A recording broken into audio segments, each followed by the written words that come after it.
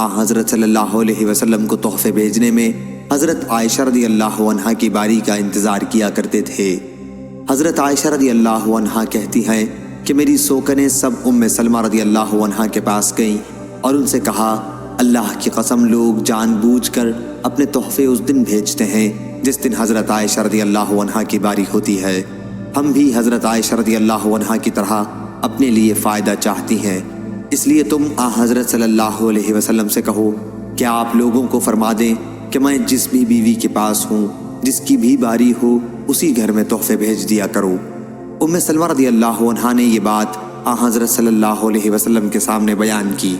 آپ نے کچھ بھی جواب نہیں دیا۔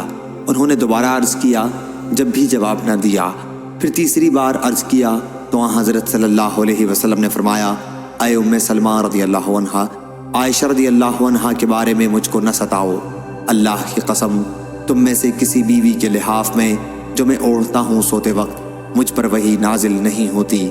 ہاں، عائشہ کا مقام یہ ہے ان کے لحاف میں وہی نازل ہوتی ہے۔ صحیح بخاری حدیث نمبر 3775۔